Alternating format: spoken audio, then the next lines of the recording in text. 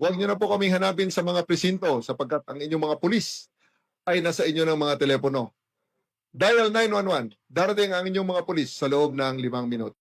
Lilingkod sa bawat Pilipino at magbibigay ng tamang impormasyon para sa tahimik at maayos na Pilipinas. Police News Network, alagad ng batas, tagapagtaguyod ng balitang pulis, sandigan ng mamamayan, patnubay ng katotohanan.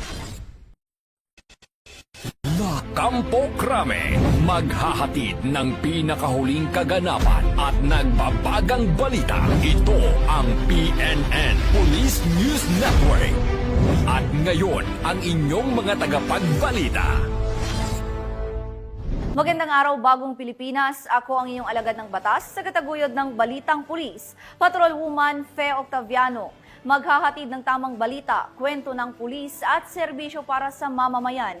At ito ang PNP News Online, ang pangunahing balita ng Police News Network, alagad ng batas, tagataguyod ng Balitang Pulis.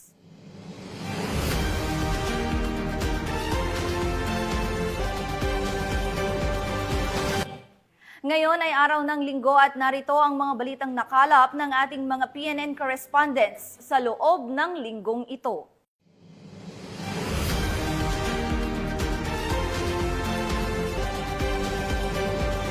Sa tuloy-tuloy na kampanya ng kapulisan laban sa mga taong may pananagutan sa batas, isang babae ang naaresto sa bisa ng warrant of arrest dahil sa kasong BP-22 o Batas Pambansa o ang Bouncing Check Law. Narito ang balita ni Police Corporal Anthony Pico. Ikaw ay naaresto sa salang violation of Batasan Pambansa bilang 20. Arestado ang isang babae na itinuturing na top 1 most wanted person sa bayan ng San Manuel, Tarlac sa isang operasyon na isinagawa ng pinagsanib na puwersa ng Umingan Police Station at San Manuel Police Station ng Tarlac Police Provincial Office noong Agosto 4, taong kasalukuyan, bandang alas 9:15 ng umaga sa Barangay Poblacion West, Umingan, Pangasinan. Kinilala ang sospek na si alias Linda, isang medical doctor at residente ng Barangay Kaortanitaan, Umingan, Pangasinan. Naresto siya sa bisa ng bench warrant of arrest na inisyu ni Honorable Lionel La Realeza E. Dunuan, presiding judge ng MTC First Judicial Region sa Lingayen, Pangasinan noong Hulyo 15, taong kasalukuyan. Ang warrant ay kaugnay ng paglabag sa Batas Pambansa bilang 22 sa ilalim ng Criminal Case Number 25-03 kung saan itinakda ang piyansang nagkakahalaga ng 120,000 pesos para sa pansamantalang kalayaan ng akusado. Sa ngayon ay nasa kustodiya na ng mga otoridad si alias Linda at inaasahang haharap sa korte para sa kaukulang paglilitis. Patuloy naman ang paalala ng kapulisan sa publiko na makipagtulungan sa mga otoridad upang mahuli ang mga individual na may kinakaharap na kaso sa batas. Mula dito sa Ilocos Region, ako ang inyong PNN correspondent, Police Corporal Mark Anthony Pico, alagad ng batas, tagataguyod ng Balitang Pulis. Maraming salamat, Police Corporal Pico. Inaresto ng San Miguel PNP ang 2 lalaki habang naaktuhang nagnanakaw ng diesel mula sa mga nakaparadang truck sa barangay Salangan, San Miguel, Bulacan. Patrolwoman Mildred Tawagon, ibalita mo. 2 lalaki ang naaresto matapos maaktuhang nagnanakaw ng diesel mula sa mga nakaparadang truck sa barangay Salangan, San Miguel, Bulacan. Kinilala ni Police Lieutenant Colonel Joey Louis B. Bilaro, hepe ng San Miguel Municipal Police Station, ang mga naarestong sospek na pawang mga residente ng Payatas B, Quezon City. Kasama nila ang isa pang sospek na kilala lamang sa alias John Patrick na kasalukuyang pa ring pinaghahanap ng mga otoridad. Ayon sa investigasyon, nakatanggap ng tawag ang San Miguel Municipal Police Station mula sa isang concerned citizen kaugnay ng 3 kalalakihang namataan na nagsasalin ng diesel mula sa mga truck na nakaparada sa gilid ng highway.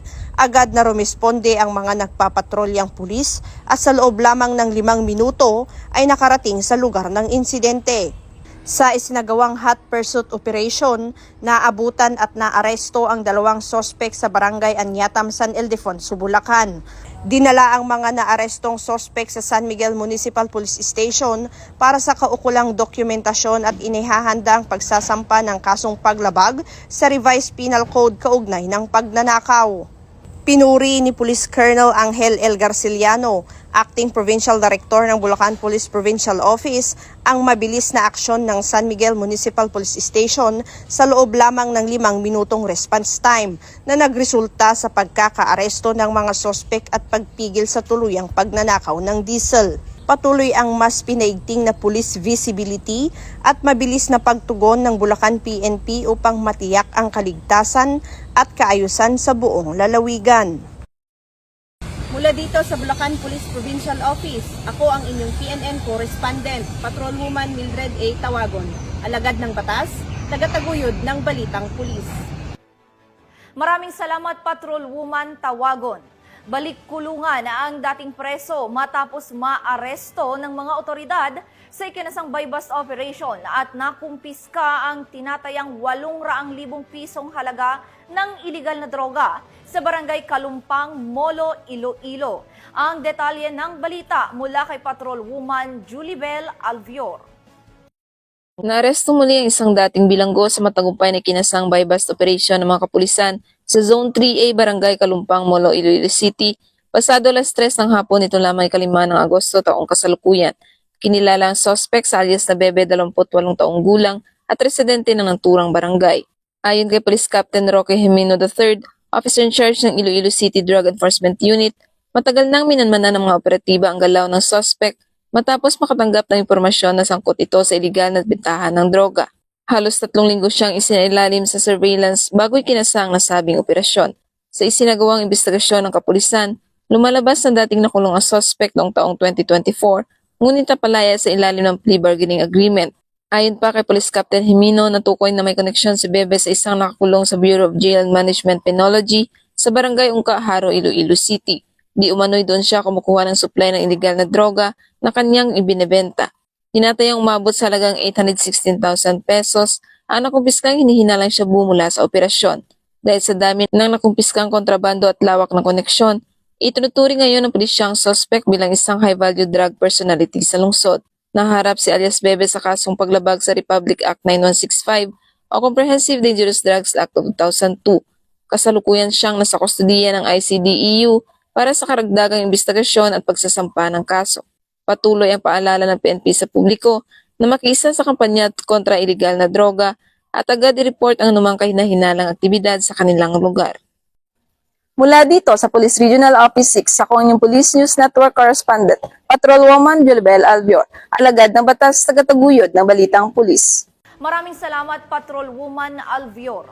Halos 1 milyong pisong halaga ng iligal na droga ang nakumpiska sa 2 tulak ng iligal na droga matapos magsagawa ng anti-illegal drug operation ang mga otoridad sa Barangay Malabago, Padjan, Cebu.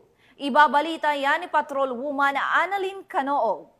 Aabot sa mahigit 1.7 milyon na halaga ng illegal na droga ang nakumpiska ng mga otoridad mula sa 2 suspect sa sinagawang buy-bust operation sa Barangay Malabago, Badjan, Cebu noong 2 ng Agosto sa taong kasalukuyan. Kinilala ni Police Captain Jerwin Mark Batong, Officer in Charge ng Badjan Municipal Police Station, Cebu Police Visual Office, ang 2 suspect na sina alias Randy, 51 anyos at alias Tata, 50 anyos, na kapwa residente ng Badjan, Cebu. Batay sa ulat ng pulisya, banda alas 8:20 ng gabi ng kinasa ng mga otoridad ang nasabing buy-bust operation na nagresulta sa pagka-aresto ng mga suspect at pagkasabat ng isang medium-size at large-size heat-sealed plastic sachet ng inilalang shabu na may kabuuang timbang na 255 na gramo at may standard drug price na 1,734,000 pesos, green pouch, buy-bust money at isang ADV na motor. Makaharap ang mga suspect sa kasong paglabag sa Section 511 ng Article 2 ng RA 9165 o ang Comprehensive Dangerous Drugs Act of 2002 at kasalukuyang nasa kustodiya ng nasabing tanggapan. Mga igsoon kong taga-Badjan, ang tagumpay na operasyon laban sa iligal na droga at sa pagkakahuli ng 2 high-value individual noong Agosto 2, 2025 ay isang paalala ng Badjan ay hindi lugar para sa masamang bisyo, kundi para sa maayos payapa at marangal na pamumuhay. Huwag po tayong palinlang sa pansamantalang yaman na hatid ng bawal na droga. Ang tunay na tagumpay ay nasa pagiging malinis, mapayapa at responsableng mamamayan. Sama-sama nating protektahan ang kinabukasan ng ating kabataan at ang ating mahal na bayan. Makiisa tayo sa layunin at sa panawagan ng ating kapulisan na pinangungunahan ng ating Provincial Director na si Police Colonel Christopher M. Bermudez, katuwang ang mantra ng ating Regional Director na si Police Brigadier General Federico A. Maranan. Makabagong pulis sa makabagong panahon, respetado ang mamamayan, disiplinado ang kapulisan. Panahon na para mamuhay ng simple pero marangal. Sabad dyan, bawal ang droga. Sabad dyan, ang tama ang laging panalo. Mula dito sa Central Visayas, ako ang inyong Police News Network Correspondent, Patrolwoman Annalyn N. Canoog, alagad ng batas, tagataguyod ng Balitang Pulis. Maraming salamat, Patrolwoman Canoog. At sa walang tigil na operasyon ng PNP laban sa mga most wanted person, naaresto ang isang lalaki sa bisa ng warrant of arrest na may kasong attempted murder sa isinagawang operasyon sa Panabo City. Ang detalye ng balita mula kay Patrolwoman Daphne Pasaon. Arestado ng mga tauhan ng Panabo City Police Station ang isang most wanted person kaugnay sa kasong attempted murder matapos ihain ang kanyang warrant of arrest noong 5 ng Agosto taong kasalukuyan. Kinilala ni Police Lieutenant Colonel Dexter R. Cuevas, officer in charge ng Panabo City Police Station, ang suspect na si alias Tony, 57 anyos, residente ng Purok 2, Barangay San Roque, Panabo City. Ayon sa ulat, matagal nang pinaghahanapan suspect dahil sa pagkakasangkot nito sa isang insidente ng tangkang pagpatay. Sa bisa ng warrant of arrest, matagumpay siyang naaresto at agad dinala sa kustodiya ng istasyon. Nahaharap si alias Tony sa kasong attempted murder na may inirekomendang piyansa na nagkakahalaga ng 120,000 pesos para sa kanyang pansamantalang kalayaan. Patuloy ang isinasagawang imbestigasyon ng Panabo PNP kaugnay sa kaso upang masigurong mapanagot ang sospek sa batas. Nananawagan din ang pamunuan ng Panabo City Police Station sa publiko na patuloy na makipagtulungan sa mga otoridad sa pamamagitan ng pagbibigay ng tamang impormasyon upang mapanagot sa batas ang mga individual na may kinahaharap na kaso. Mula dito sa Davao Oriental Police Provincial Office, ako ang inyong PNN Correspondent, Patrolwoman Daphne Pasaon. Alagad ng batas, tagataguyod ng Balitang Pulis. Maraming salamat, Patrolwoman Pasaon. Sa mas pinaigting ng Highway Patrol Group ang pagsasagawa ng operasyon kontra carnapping sa Rehiyong 1 sa kahabaan ng National Highway sa Barangay Baliw, San Juan at Barangay Poblacion, Ilocos Sur. Ibabalita yan ni Patrolman Mark Roland Feliciano. Mas pinaigting ng PNP Highway Patrol Group ang pagsasagawa ng mga operasyon kontra karnaping sa Rehiyong 1. Kabilang narito ang kahabaan ng National Highway sa Barangay Baliw, San Juan, Ilocos Sur at Barangay Poblacion, Magsingal, Ilocos Sur nitong nakarang araw. Katuwang ang buong team, kami ay nagpapatupad ng RA 4136, the Land Transportation Code of the Philippines, RA 1083, the Anti-Carnapping Act of 2016 at case build-up laban ang mga sangkot sa karnapping at iba pang krimen sa kalsada. Mahalaga sa amin ang katotohanan, ebidensya, hustisya sa bawat kaso. Kasabay nito, patuloy naming sinusulong ang impormasyon, campaign upang gabayan ang publiko sa wastong pagsunod sa batas, trapiko at pag-iwas sa aksidente o krimen. Ako po at ang buong Highway Patrol Group at dito sa Provincial Highway Patrol Team Ilocos Sur ay matapat na nagsisilbi bilang inyong guardian of the highways para sa ligtas, disiplinado at maayos na lansangan. Ang nasabing operasyon ay bunga ng mas pinaigting na operasyon sa pagpapanatili ng kaayusan at seguridad ng ating mga lansangan at kakalsadahan. Mananatili rin ang mga operasyon sa pagpapatupad ng balikdisiplina sa kalsada at anti-carnapping operation. Gayunpaman ay naging matagumpay ang nasabing operasyon na nagresulta sa pagbibigay ng mga violation tickets sa mga motoristang lumabag sa iba't ibang batas trapiko. Ang mga ganitong operasyon ay hindi para magdulot ng abala, kundi para magturo at magbigay ng disiplina sa tamang paggamit ng kalsada at pagsunod sa mga batas trapiko. Ang Highway Patrol Group ay kakampinyo sa kalsada na patuloy na magbibigay ng serbisyong HPG at magpapatupad ng mga operasyon tungo sa misyon ng pagkakaroon ng mas ligtas at maayos na kakalsadahan. Dahil dito sa ating bagong Pilipinas, ang gusto ng pulis, ligtas ka. At sa iba pang balitang serbisyong HPG, tumutok lamang sa aming YouTube channel at Facebook page na Police News Network. Mula sa tanggapan ng kakampinyo sa kalsada, ako po si Patrolman Marco Roland Feliciano para sa Police News Network. Alagad ng batas, tagataguyod ng balitang pulis. Maraming salamat, Patrolman Feliciano. Para sa ating huling balita, arestado ang 2 lalaki ng Las Piñas City Police Station dahil sa kasong paglabag sa Presidential Decree 1602 at Republic Act 9165 o ang Comprehensive Dangerous Drugs Act of 2002. Narito ang report ni Patrolwoman Ivy Corporal. Arestado ang 2 lalaki ng mga tauhan ng Anti-Criminality Operation ng Pilar Substation ng Las Piñas City Police Station bandang alas 9:15 ng gabi sa Barangay Almansa 1, lungsod ng Las Piñas.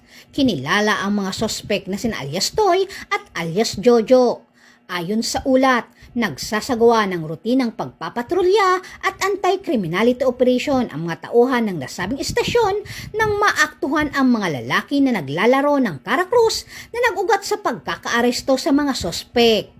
Narecover mula sa mga sospek ang 2 piraso ng heat-sealed transparent plastic sachet na naglalaman ng puting kristal na substansya na hinihinalang shabu na may tinatayang may bigat na humigit kumulang 1.70 gramo at may standard drug price na 11,560 pesos.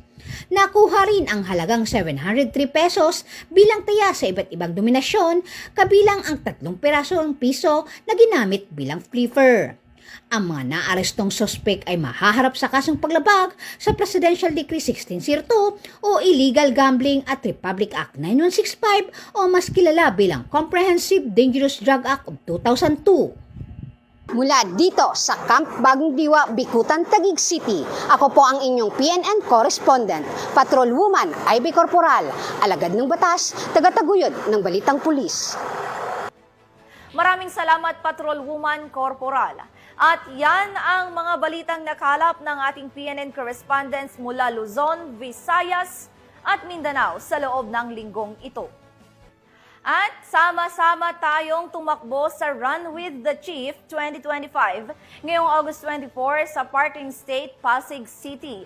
May 3 fun run categories, 3K, 5K at 10K at may kasama itong singlet, race bib at certificate. May finisher shirt at medal pa para sa 10K runners.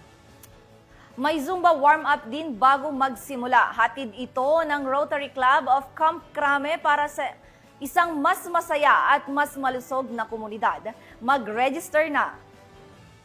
At sa ngalan ng pamunuan ng Philippine National Police sa pangunguna ni PNP Chief, Police General Nicolas Torre III at sa pamumuno ni President Ferdinand Bongbong Marcos Jr., kami ay maglilingkod sa bawat Pilipino at magbibigay ng tama at balanseng balita dahil dito sa bagong Pilipinas, ang gusto ng pulis, ligtas ka. At bilang bahagi ng mas pinabilis at pinalawak na emergency response system, muli naming ipinapaalala ang panawagan sa ating mga mamamayan na huwag nyo nang hanapin ang mga pulis sa presinto sapagkat kami ay nasa inyo ng mga telepono. Dial 911, darating kami sa loob ng 5 minuto. Mula rito sa tanggapan ng tagapag-ugnay ng Pambansang Pulisya, ako ang inyong alagad ng batas, tagataguyod ng Balitang Pulis. Ako po si Patrolwoman Fe Octaviano, magbahatid ng tamang balita, kwento ng pulis at serbisyo para sa mamamayan. At ito ang PNP News Online, ang pangunahing balita ng Police News Network.